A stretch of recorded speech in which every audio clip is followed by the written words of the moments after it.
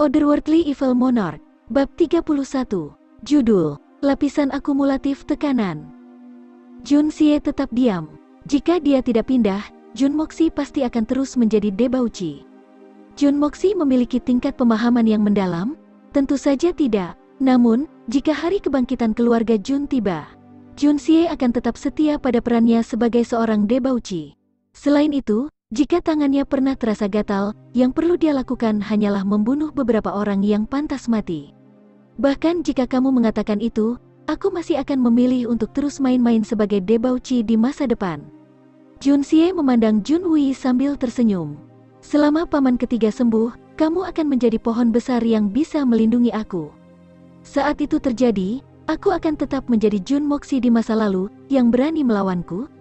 Jun Wei tertawa. Melakukan apapun yang kamu inginkan.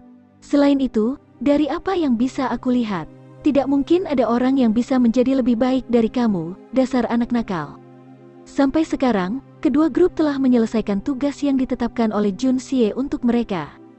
Setiap pemimpin kompi, pemimpin peleton, dan pemimpin regu berdiri di depan orang-orangnya sendiri. Jun Xie berbalik dan berjalan ke arah mereka. Mulai saat ini dan seterusnya, kedua kelompok kamu akan memperlakukan satu sama lain sebagai saingan utama kamu. Untuk saat ini, aku tidak tahu detailnya tentang kalian. Itulah mengapa aku sementara tidak akan memberikan instruksi pelatihan baru. Selama 10 hari ke depan, semua program pelatihan kamu akan mengikuti yang asli. Jun Xie menambahkan penekanan pada nadanya. Setiap rangkaian pelatihan akan ditingkatkan 3 kali lipat dari aslinya. Apakah kalian sudah jelas? Masing-masing dari mereka tersentak kaget. 3 hari kemudian, akan ada pertandingan antar regu. Setiap peleton harus memilih satu regu untuk mengikuti kontes. 5 hari dari sekarang, setiap peleton memilih orang-orang terbaikmu. Mereka kemudian akan mengikuti kontes. 7 hari dari sekarang, kedua grup akan bertikai.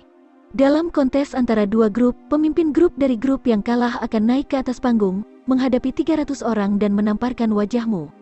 Mengerti? Aku akan mengulangi pertanyaanku, mengerti? Jun Xie bertanya dengan sikap yang mengesankan. Dimengerti. Setiap orang meraung. Kedua pemimpin grup akan memimpin program pelatihan.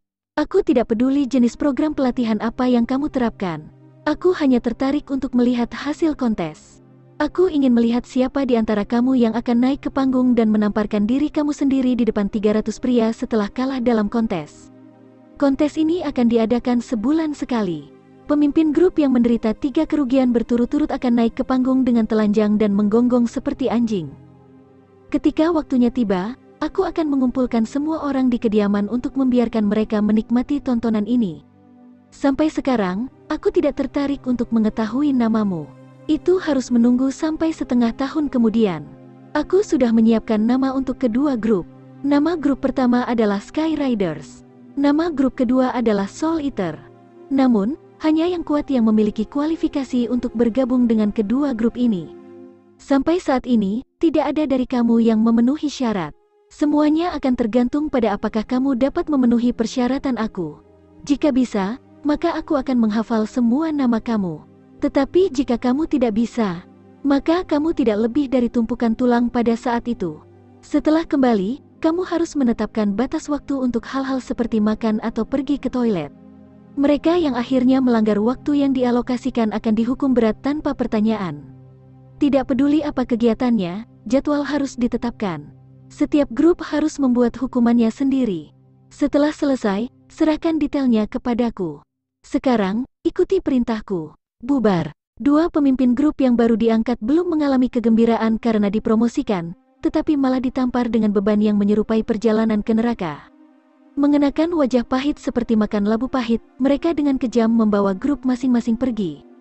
Setiap orang memiliki pemikiran yang sama. Tidak hanya mereka dibebaskan dari naik panggung untuk menamparkan diri mereka sendiri, mereka memiliki kesempatan untuk menyaksikan pihak yang kalah menamparkan wajah mereka sendiri. Lalu, ada pertunjukan yang lebih menarik lagi di mana mereka harus telanjang dan menggonggong seperti anjing. Ini akan menarik. Mengenai kontes, apa yang perlu ditakuti? Mereka hanya perlu meningkatkan intensitas latihan mereka. Jika 3 kali tidak cukup, maka 5 kali. Jika 5 kali tidak cukup, maka 10 kali. Sebuah pelatihan di mana mereka mempertaruhkan nyawa mereka. Mulai saat ini dan seterusnya, 300 penjaga rumah keluarga Jun secara resmi melangkah ke kehidupan neraka yang hidup. Jauh dari tempat latihan, kakek Jun menghembuskan nafas panjang dan dengan lembut melambaikan tangannya, menunjukkan Pang Tua untuk pergi bersamanya. Tuan Besar, apakah aku masih perlu meminta Tuan Muda datang untuk diinterogasi? Apakah ada kebutuhan untuk menanyainya lagi? Biarkan saja dia melakukan apa yang dia suka. Kakek Jun menjawab dengan nada suara yang santai, hatinya terasa sangat segar. Tuan Besar, mengapa Tuan Muda hanya memilih pemimpin grup untuk dihukum? Bukankah tentara yang kalah lainnya harus dihukum juga? Hei, Pang Tua. Jika kamu ditempatkan pada posisi pemimpin grup dan pasukan kamu kalah, sehingga kamu harus secara terbuka menamparkan wajah kamu, dan bahkan mungkin dipaksa untuk telanjang sebelum menggonggong seperti anjing, bagaimana perasaan kamu di dalam? Apakah kamu akan mengampuni pemimpin peleton di bawah kamu? Dengan cara yang sama, setelah pemimpin peleton memenuhi kemarahan pemimpin kompi, seberapa baik dia akan memperlakukan pemimpin pasukan di bawahnya? Setiap level memiliki tingkat tekanan dan tanggung jawabnya sendiri, setiap lapisan membawa jumlah tekanan yang lebih besar.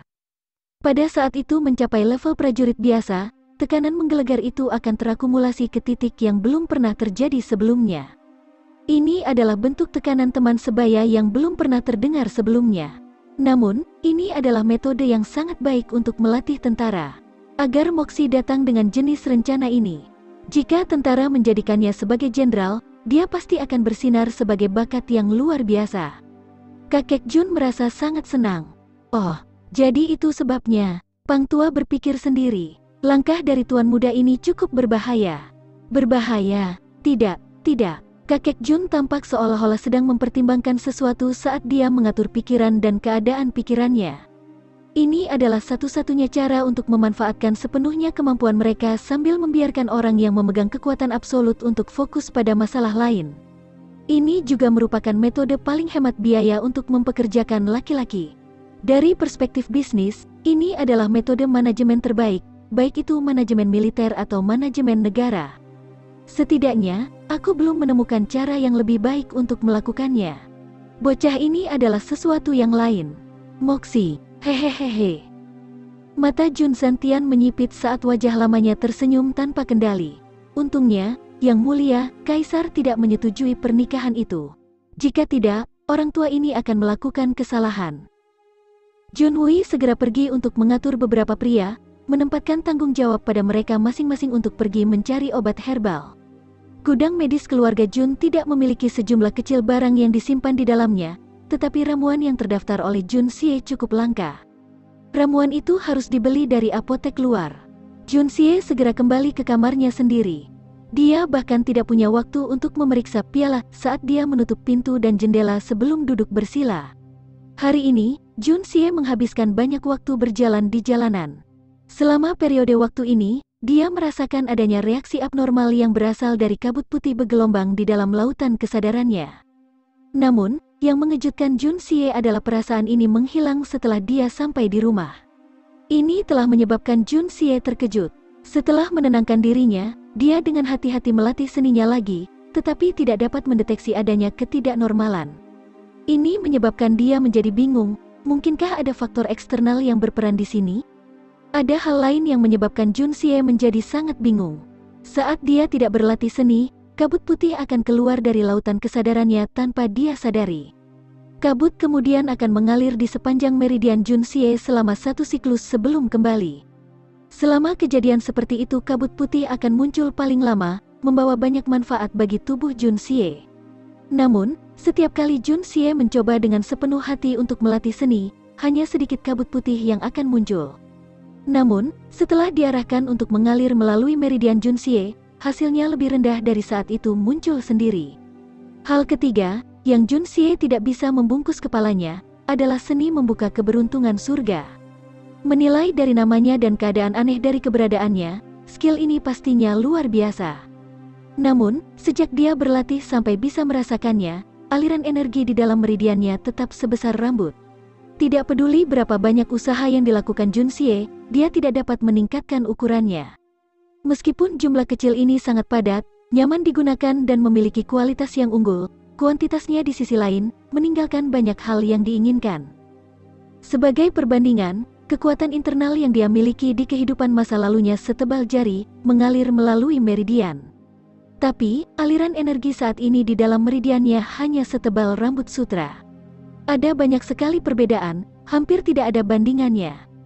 Namun, jika seseorang membandingkan kualitas antara keduanya, energi internal dari kehidupan masa lalunya mirip dengan tali rami sementara aliran energinya saat ini mirip dengan sutra dewa legendaris, yang tidak dapat dirusak oleh pedang yang berharga sekalipun. Perlu dicatat bahwa ini hanya perkiraan karena keduanya tidak ada bandingannya.